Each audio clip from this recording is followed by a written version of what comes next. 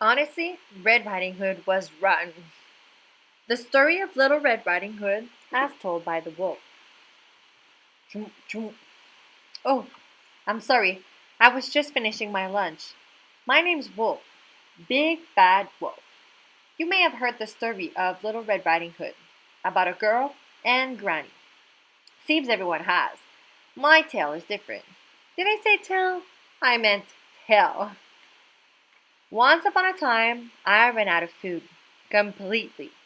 The cupboards were bare, the freezer too, and I'd eaten every last vegetable and fruit in the garden. Everyone. Only wolves might have lunched on little forest critters, chipmunks, bunnies, squirrels, but I'm a vegetarian. That's right, I don't eat meat. Well, I try not to. I love apples, onion crisps, pink lady, golden delicious, any kind really. But sadly, it was a long time until apple harvest. I hadn't eaten in weeks. My stomach growled and howled.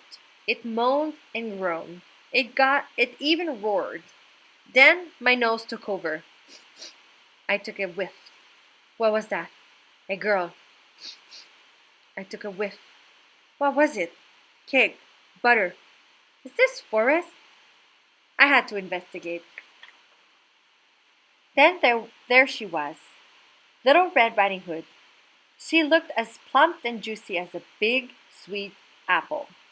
Little Red waved her cake. Isn't it pretty? She said.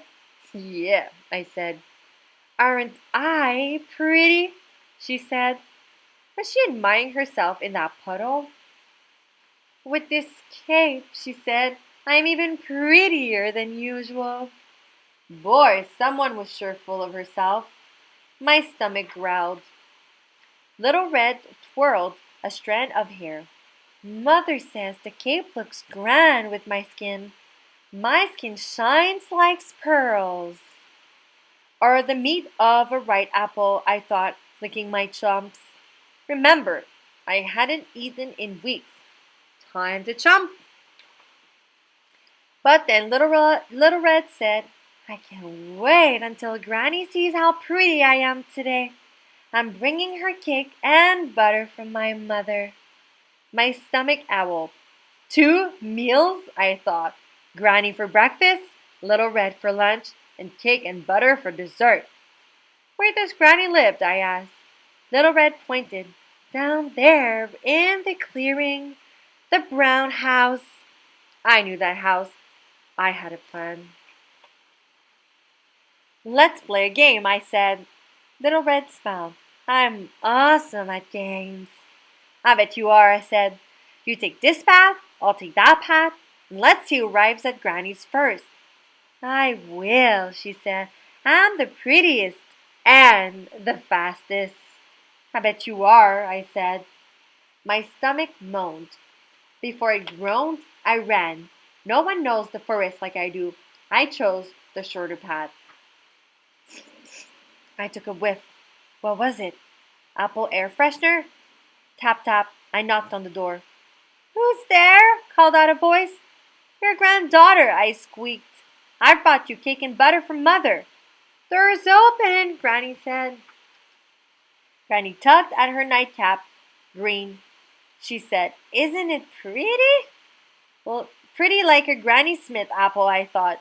Aren't I pretty? Granny said.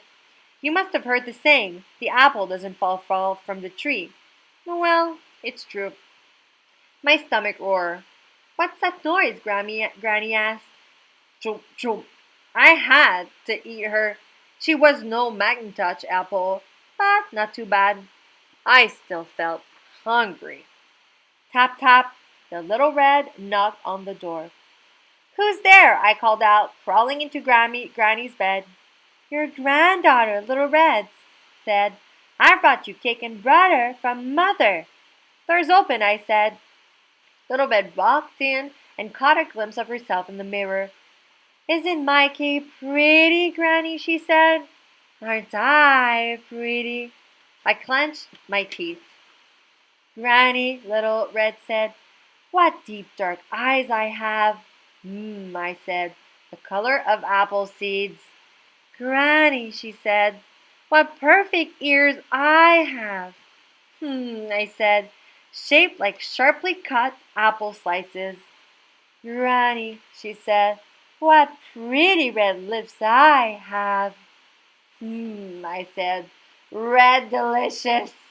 Granny, she said, what lovely skin I have. Chomp, chomp. I hit her up. What can I say?